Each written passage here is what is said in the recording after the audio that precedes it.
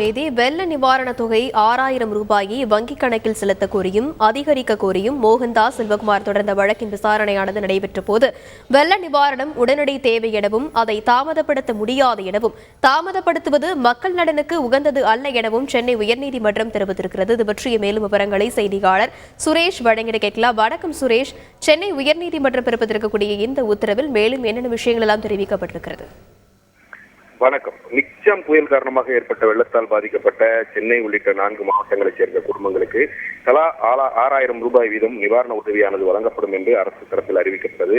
இந்த ரொக்கமாக வழங்கப்படக்கூடிய இந்த நிவாரணத் தொகையை சம்பந்தப்பட்டவர்களுடைய வங்கிக் கணக்கில் செலுத்த உத்தரவிட வேண்டும் என்ற கோரிக்கையுடன் முன்னாள் ராணுவ வீரர் ராமதாஸ் என்பவரும் நிவாரணத் தொகையை அதிகரித்து வங்கி கணக்கில் செலுத்த வேண்டும் என்று சட்டக்கல்லூரி மாணவர் செல்வகுமார் என்பவரும் உயர்நீதிமன்றத்தில் பொதுநல வழக்குகளை தாக்கல் செய்திருந்தார்கள்.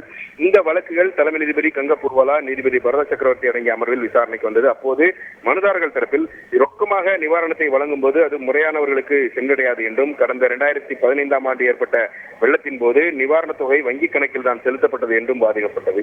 அதேபோல டோக்கன் முறை மூலம் இந்த நிவாரணம் வழங்குவது தவறாக பயன்படுத்தக்கூடும் என்றும் பலர் ஒரு முறைக்கு மேல் நிவாரணத்தை பெற்றுக் கொள்வதற்கான வாய்ப்புகள் இருப்பதாகவும் அதனால் சம்பந்தப்பட்டவருடைய வங்கி கணக்கில் இந்த தொகையை செலுத்த வேண்டும் என்று வாதிடப்பட்டது.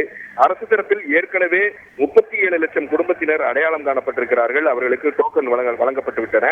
ஞாயிற்றுக்கிழமையிலிருந்து நிவாரணத் தொகையானது வழங்கப்படும் என்றும் அரசு தரப்பில் தெரிவிக்கப்பட்டது. இதையடுத்து தலைமை நீதிபதி அமர்வு வெள்ள நிவாரணம் என்பது உடனடியாக வழங்க வேண்டியது.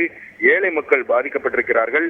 நிவாரணம் வழங்குவதை தாமதப்படுத்த முடியாது, அதை மறுக்க முடியாது, நிவாரணத்தை முடக்க முடியாது என்று தெரிவித்திருக்கிறார்கள். மேலும் நிவாரணம் வழங்குவது குறித்து தற்போதைய தருணத்தில் உடனடி தேவை என்பதால் இந்த வழக்கில் எந்த ஒரு இடைக்கால உத்தரவையும் பிறப்பிக்கவில்லை என்று நீதிபதிகள் திட்டவட்டமாக மறுத்துவிட்டார்கள்.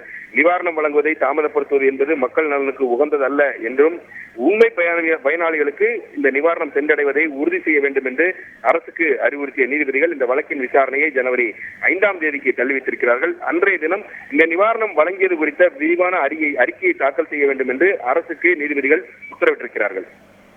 விரிவான விவரங்களுக்கு நன்றி சுரேஷ். செய்திகளை உடனுக்குடன் தெரிந்து கொள்ள உடனே சப்ஸ்கிரைப் பண்ணுங்க.